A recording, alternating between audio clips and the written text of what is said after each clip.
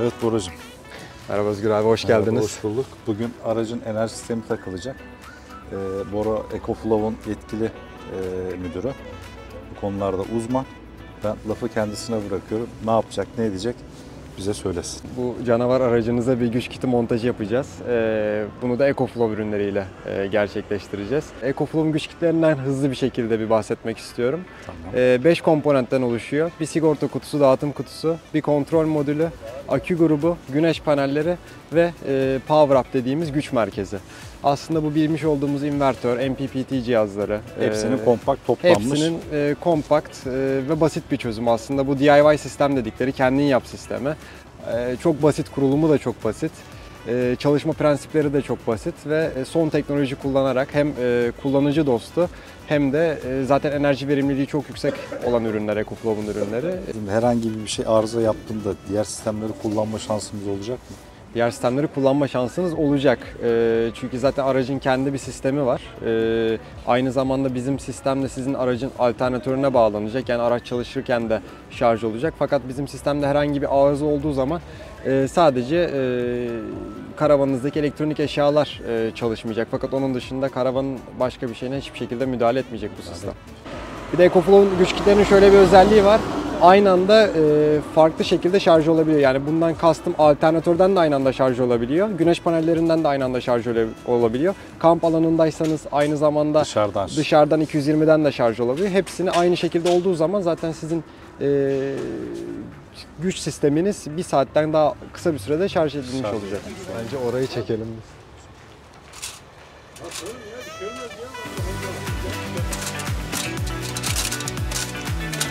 İstersen onu da yapıştırabiliriz şeyini, çarpan. Buraya biz bir EcoFlow panellerinin uygulamasını yapabiliriz. Evet. Çünkü genişlikten kurtarıyor. 800 wattlık bir güneş paneli. O bizim ihtiyacımızı karşılar değil mi? Tabii ki sizin ihtiyacınızı karşılar. 4 kW'lık bir enerji kapasiteniz var zaten, depolama alanınız. Onu yaklaşık 5-6 saatte, yani optimum koşullarda şarj edebilir. Monokristalle polikristalin farkı da monokristal paneller gün ışığında da şarj ediyor. Yani ufak ışık görmesi. Ay ışığı diyebilir miyiz? Ay ışığı diyemeyiz Özgür abi ama bulutlu havada şarj eder diyelim.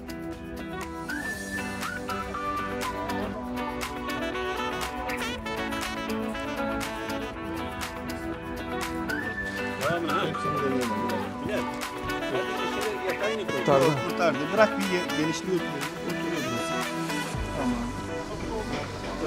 Boy kurtarıyor, genişliği kurtarıyor. Bir dakika. Giriyor, hepsi oturdu. Watt'ı 800 dediğin zaman zaten Özgür abi sen 5 saatte hani optimum koşullarda 6-7 saatte de hani normal koşullarda bütün akülerini şarj edebileceksin.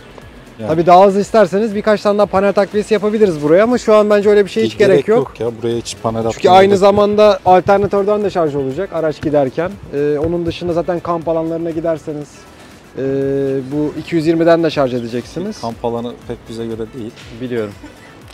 Orada artık güneş olmayan zamanlarda marşa basarsınız. Marşa basacağız. Bir şeyler yapacağız ya. Ama güzel bir sistem olacak. Yani bu araca yakışan bir sistem olacak. Portatif ekolumuz var, EcoFlow'umuz. Onunla da takviye verebiliyorsunuz bu arada. Öyle mi? Aynen öyle.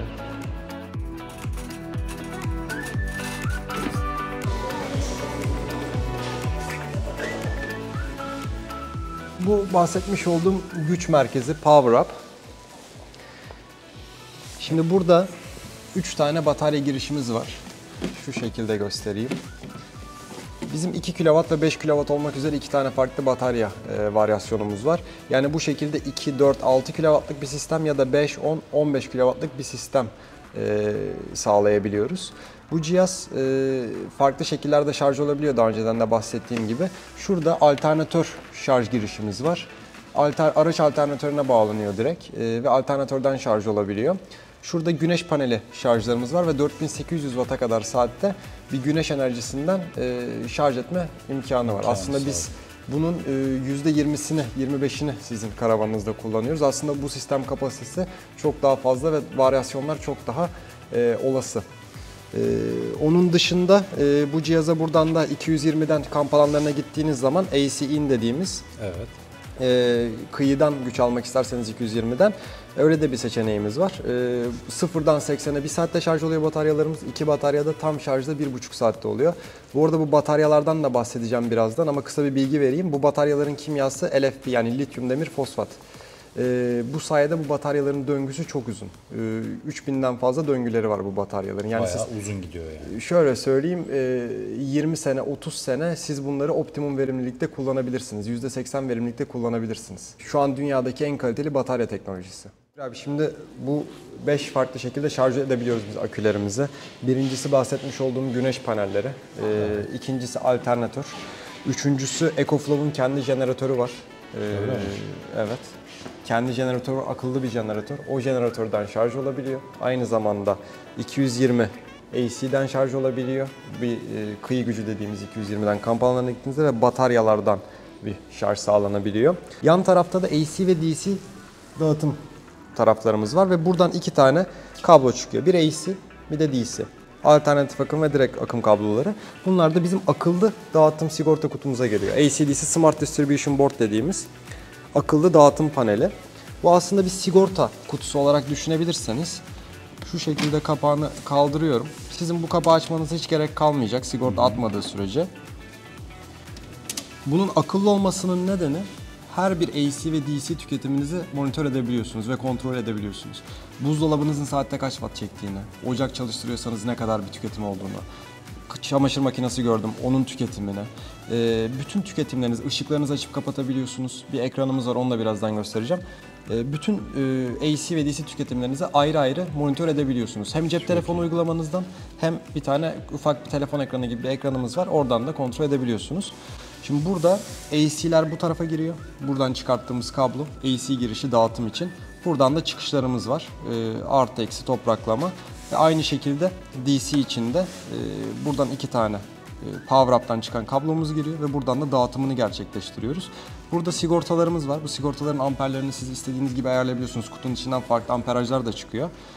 AC zaten direkt bu şekilde hani bildiğimiz evlerdeki Ev gibi. sigortası gibi. Aynen öyle. Ondan sonra buradan bir dağıtım gerçekleşiyor bütün karavanınıza. Bu RJ45 kablosuyla da haberleşiyor. Yani mesela siz bir ışığı açıp kapatabiliyorsunuz, çamaşır makinesini açıp kapatabiliyorsunuz. Aklıma şimdi gelmiyor ama bir çay kahve makineniz vardır belki ya da bir telefon, tablet, herhangi bir 220 çıkışı hepsini buradan kontrol edebiliyorsunuz. 6 tane AC bağlayabiliyorsunuz, 12 tane DC bağlayabiliyorsunuz ve bu 6 AC ve 6 DC telefondan ve EcoFlow konsolundan monitör edebiliyorsunuz. Çok güzel. Sadece 6 tane DC monitör edemiyorsunuz. O 6 tane DC de zaten sabit tüketimi olan DC'ler olur genelde. Bu cihazların uygulanabildiği 3 tane farklı senaryo var. Bir karavanlar, 2 evler ve tiny house'lar ya da off-grid evler diyelim daha doğrusu. Üçüncüsü de tekneler ve yatlar. 45 fit altında veya 45 fit yatlarda da bu sistem kullanılabiliyor. O zaman doğru karar vermişiz. Onu kullanınca Özgür abi zaten ne kadar doğru olduğunu anlayacaksınız, öyle söyleyeyim. İşte önce öğrenmemiz lazım. Evet, çok basit, gerçekten çok basit bir sistem. Yani şöyle söyleyeyim, hiç bilmeyen birisi bile sistemi verdiğimizde yani eli tornavida, matkap Onda tutan sıkıntı birisi yok. bu sistemin kurulumunu yapabilir. Sadece bir sigorta kutusu biraz karışık. Onun için bir elektrikçiyle beraber çalışmak gerekiyor. Onun dışında sistem kendi içerisinde haberleşmesi zaten tamamen user friendly dediğimiz hani arkadaş canlısı bir sistem. Tamamen kullanıcıya yönelik. Zaten herhangi bir problem olduğunda biraz önce onu sordunuz. Biz ne yapacağız diye. Evet. Direkt hani servise getirmenize gerek yok. Bir tane ekran var demiştim. O ekranda bir tane hata kodu veriliyor. Siz bizi arayıp sadece EcoFlow yetkili servislerini arayıp diyeceksiniz ki ben ekranda böyle bir hata kodu alıyorum. Log numaraları geliyor. Bu hata kodunu bize verdikten sonra biz size diyeceğiz ki tamam, probleminiz 2 numaralı bataryada ya da probleminiz power up'ta ya da probleminiz sigorta kutusunun şurasında. Gidin bunu burada bu şekilde çözün diye bir size yönlendirme yapacağız. Tabii bazen büyük problemler olabilir. Hani cihaz su geçirmiştir ya da bir zarar görmüştür. Tabii o tarz problemlerde her zaman servise gelip tahminin gerçekleşmesi gerekiyor ama gerekiyor. hani ufak tefek problemler için direkt bizi aradığınız zaman bizim zaten servisimiz var. Size o şekilde bir yardım gerçekleştirir. Onun şimdi asker düzeyi derler. Yani military grade diye bir tabir vardır. Şu zaten kablolara bakarsanız normal ince kablolar değil. Bunlar 48 volt kablolar. Bu sistem kendi içinde 48 volt haberleşiyor. Bu batarya kablosu zaten bu şekilde hiçbir zaman sıvı geçirmez ya da herhangi bir kısa devre olmaz bu kablolarla birlikte. Hani kablolar Belli zaten zaten. sırf şu kısmı özel bir tasarım. Hafif. Evet. Çok hafif. Bu 2 kW'lık bir batarya.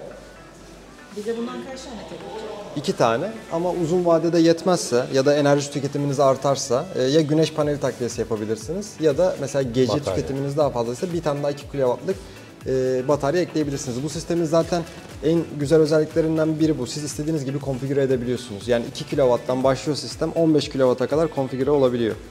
Buradan açılıyor mu? Oradan batarya açılıyor.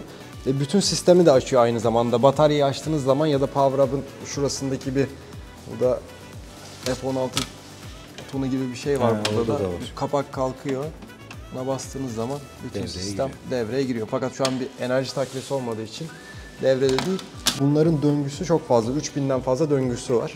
3000'den fazla döngü de şu demek. Siz %100'den sıfıra düştüğü zaman batarya bir döngü gitmiş oluyor. Yani siz her gün bir kere bile kullansanız bile bu cihazları %100'den sıfıra düşürseniz bile nereden baksanız 10 sene %80, %90 verimlilikte hala bataryaları kullanmaya devam edebiliyorsunuz ki siz bunu her gün kullanmayacaksınız. Batarya da hiçbir zaman %100'den sıfıra düşmeyecek çünkü güneş panellerinden her zaman bir enerji takviyesi olacak. Yani dediğim gibi ömür boyunca Sen kullanabileceğiniz... ölürsün, o ölmez diyorsun ya. Hani kibarcasını demeye çalıştım. Şey de çok kolay bak. Bağla, ona bağladım o kadar. İstersen Özgür abi bir tane hemen göstereyim. Ne kadar şey olduğunu. Bunların hepsi aynı yere konulacak. Bağlandı. Aynen tık diye oturuyor. Ses geldi. Onu 1 numaraya takabiliriz. 2-3'e de takmak hiçbir şey fark ettirmez. Evet. Tamam. Bu kadar. Şimdi zaten bir çıkarmayı dene istersen Özgür abi. Kolay kolay çıkmıyor. Tabii Aracın şuna sertleşmesiyle çıkıyor. Aynen öyle. Oradaki Bir kilit zaten var zaten kilidi de şurada. var. Şimdi aslında biz şu an sistemi kurduk. bu kadar. Bu kadar. Anlatırken sistemi kurmuş olduk. Şunu Özgür abi altında bir delik var oraya. Bunun karavana monte edilmesi gerekiyor ve elektrik tesisatının yapılması gerekiyor. Yoksa sistem kendi içinde bu kadar basit aslında. Şöyle taktığımız zaman. Şimdi sistem aslında şu an bitti. Şuradan. Şimdi gelmiş olması lazım. Montaj bitti. Bir tane şey var mı acaba? Bir prizde çalışan herhangi bir şey. 220 ile çalışıyor. 220, kettle, kahve makinesi her şey olur. Sistemi biz şu an kurduk. Bu kadar basit. Şimdi birazdan bir bataryayı daha takarız. Buradan görürüz. Şimdi burada 3 tane farklı seçenek var. Birincisi bize sistemimizi gösteriyor. İkincisi girişleri. Üçüncüsü de çıkışları. Sisteme bastığım zaman şu an benim bir tane bataryam var bağlı gözüken. İkinci bataryayı taktığım zaman birazdan bağlarız. Burada gözükür. Ve birinci bataryam %96 seviyesinde. Çok iyi. Ve siz bunu bu şekilde kullanmaya devam ederseniz 99 gün zaten maksimum süresi. 99 yazıyor zaten maksimum süre demek. Çünkü şu an bir tüketimimiz yok. Ama mesela buraya birazdan bir kahve makinesi bağlarız. Tüketimini gösterir ve bu şekilde kullanmaya devam ederseniz der ki bu cihazı bu şekilde kullanırsanız bir gün kullanabilirsiniz ya da 5 saat kullanabilirsiniz gibi bir rakam veriyor. Onun dışında burada bahsetmiş olduğum inputlar var. Belirtmiş olduğum gibi 4 tane farklı şekilde şarj edebiliyoruz burada. Aslında bataryaları da sayıp buna 5 de diyebiliriz. Bir alternatörden şarjı buradan açabiliyorsunuz. Hani isterseniz dersiniz ki araçtan şarj et. Araç çalışırken istemiyor musunuz? Direkt kapatıyorsunuz. Güneş panelinden şarj etsin dediğiniz zaman güneş panellerini devreye sokuyorsunuz. Kapatıyorsunuz. Şeye mi bağlandınız? Kamp alanına gittiniz. 220'den aç diyorsunuz. Burada elim titrediği için basamıyorum. Buradan aç diyorsunuz. Bu şekilde bir takip gerçekleştirebiliyorsunuz. Burada da output var. Yine aynı zamanda AC tüketimi ve DC tüketimini açabiliyorsunuz. Şimdi siz mesela açıp kapattı. Buzdolapları geldiği zaman mesela örnek veriyorum burada buzdolabı çıkacak. Siz buzdolabını da açıp kapatabileceksiniz. Işıkları da buradan açıp kapatabileceksiniz. Burada kutucuklar gelecek ve hepsini ayrı ayrı kontrol edebileceksiniz. Bu arada üstünde de acil durumlar için bir tane 220 çıkışı var. Çok iyi. Ya bu çok acil durumlar. Hani mesela gittiniz bir kamp alanına zaten sizin yana monte ettik. Oradan bir uzatma kablosuyla bir güç alabilirsiniz. Örnek olması adına bir tane kahve makinamız var. Şimdi bunu taktığımız zaman bizim aslında bir output'umuz var. Şimdi buradan biz AC'yi açtığımız zaman şu an AC şu an açık. ışığı da burada yandı zaten. Ses de geldi. Aynı zamanda bunun üstünden de AC'yi açıp kapatabiliyorsunuz. Hani dediğim gibi aracın içinde değilken aracın dışına enerji vermek için. Şimdi bunu açtığımız zaman burada tüketimimizi görebiliyorsunuz. 774 770 wattlık bir tüketimimiz var ortalama. Şimdi şunu da göstermek istiyorum. Burada ilk bahsetmiş olduğum sistem var.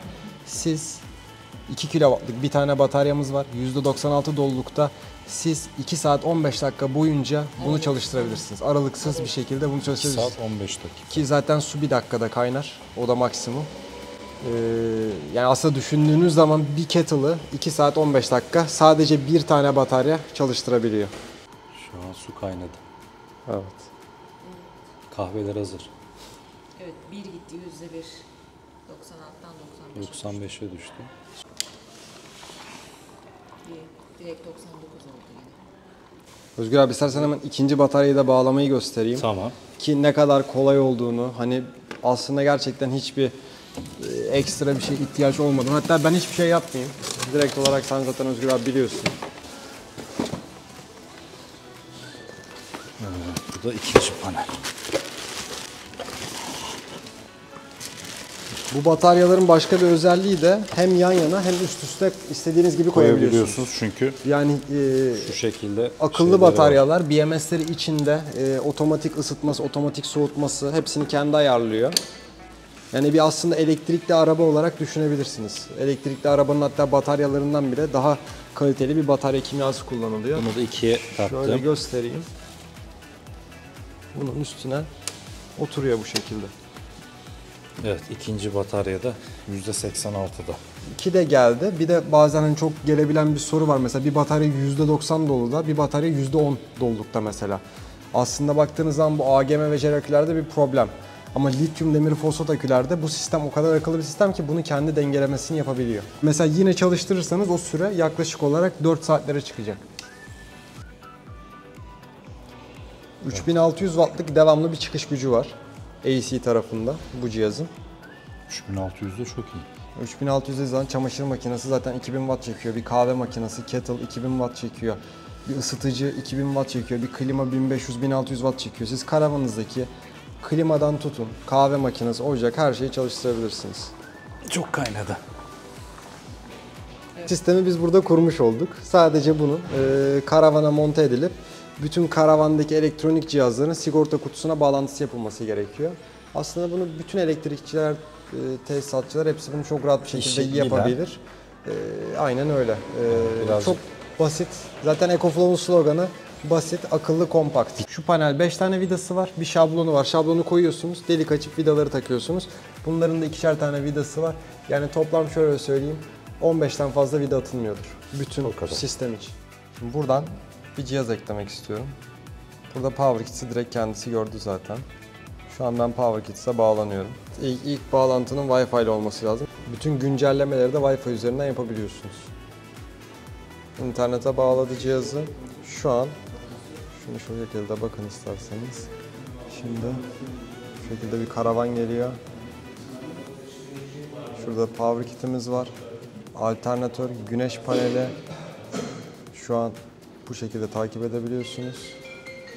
Bir saniye böyle. Bütün bataryalarınızın yüzde kaçta olduğunu, kaç tane bataryanız olduğunu. Ondan sonra buradan bütün ayarlamaları yapabiliyorsunuz. Şöyle de bir şey var. Batarya ömrünü uzatmak için discharge level'dan diyorsunuz ki benim bataryam %20'nin altına inmesin diyorsunuz. Ki batarya ömrünü oldukça uzatıyor. Uzatıyor değil mi? Ki bunu yapmasanız bile çok uzun şekilde gider. Save diyorum. Charge level'da da mesela %100'e kadar doldurmayın. Mesela %95'e kadar doldurmak istiyorum. Ki hani bataryayı ben maksimum seviyelerde kullanmayayım, daha verimli bir şekilde kullanayım diye. Buradan bu ayarlamaları da yapabiliyoruz. Aynı şekilde bu ekrandan da yapabiliyorsunuz. İstediğiniz zaman, istediğiniz yerde. Ondan sonra şu şekilde bir output'umuzu tekrar buradan göstereyim. Şunu taktığımız zaman çalışıyor zaten galiba. Yok. Açtım şu an. Şu an bir tüketim olduğu zaman burada tüketim geliyor. Output'a bastığım zaman burada 770 watt tüketiyorum. Buradan da aynı şekilde ayarlamaları yapabiliyoruz. DC output voltajını 12 volt ve 24 volt. Mesela Özgür abi sen demiştin ya benim karavan 24 volt diye. Onu da bu şekilde ayarlayabiliyorsun. Bu sistem hem 12 volta adapte olabiliyor hem 24 volt adapte olabiliyor. Çok iyi. Bu daha çok tekneler için ama tabii sizin karavan da biraz büyük olduğu için. O da tekne gibi. Evet.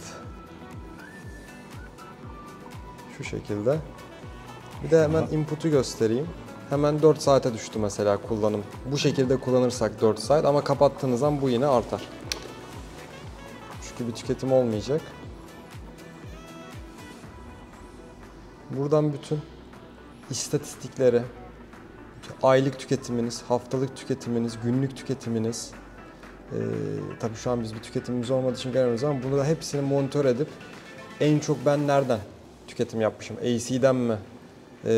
Ondan sonra başka bu enerji store, bu kısım en çok ben enerjiyi nereden sağlamışım? En çok güneşten mi enerji almışım? En çok alternatörden mi? En çok dışarıdan mı? Nereden aldığınızı buradan da hepsini rapor olarak size veriyor. Günlük, haftalık ve aylık olarak. Buradan dediğim gibi firmware var burada. Cihazı son sürme buradan güncelleyebiliyorsunuz. Mesela şu an yeni bir versiyonu var. Bunu tabii Şey mi? Türkçe yok değil mi? arayüzde Türkçe yok şu an ama gelecek. Şimdi mesela şu an biz karavanlar ve trailerlar çekme karavan olarak seçtik. Şimdi bunu mesela ben ev dediğim zaman off-grid build yani bağ evi dediğim zaman bütün sistem arayüzü tamamen şu şekilde değişiyor. Çünkü senaryomuzu değiştirdik. Şu an biz bunu aslında bir eve taktık. Bakın buradaki komple bir ev oluyor ve evde de nasıl şarj edebilirsiniz? Hani evde alternatör olmadığı için alternatör devreden çıkıyor ve hani ona uygun bir sistem. Yani bunu adapte oluyor. Karavan olmasa bile söktük, taktık Aynen öyle. evimize. Bunu aynı zamanda demiş olduğum gibi 3 tane güneş paneli girişi var. Mesela bir kamp alanına gittiniz, kendi güneş panelinizde buna bağlayabiliyorsunuz takviye olarak. Hani hemen yan kapağı açıyorsunuz, bir tane telefonu şarja takar gibi aslında. Kaçtı? 160 mıydı? 160 Watt'ta sizdeki. Hani 160 Watt biraz aslında düşük bir değer ama aslında baktığınız zaman %20 daha fazla bir 800'lük bir kapasiteniz var. %20'lik hatta tam %20'lik bir ekstra güneşten enerji sağlayabiliyorsunuz. Oh. Tabii ki daha ağır. Tabii. Hani bundan 2 tane, bir tane bundan yapıyor ama bu bundan daha hafif şu an.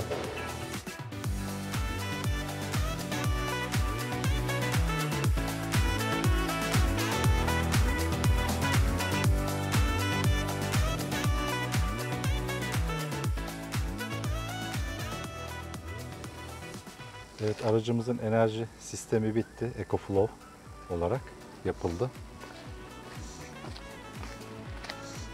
Bu kısmı yerleştirdik. Üniteyi, ana üniteyi. Bu 2 tane akümüz. Bu da kontrol yani ana kumanda merkezi. Power up. Power up dediğimiz şey. Dışarıdan elektrik almak için olan sistemi. Buradan dışarıya 220 vermek için. Artı içeriye de gidiyor bu. Ama buradan da iş yapılabiliyor. Yukarıya çıkalım istiyorsan. Evet. Diğer kontrol sistemi burada. Akü, sigorta paneli, diğer şeyleri hepsi burada. Ana kontrol kumandası da burada. Şu an yani %77'de. Birisi 97, diğeri %56 dolu.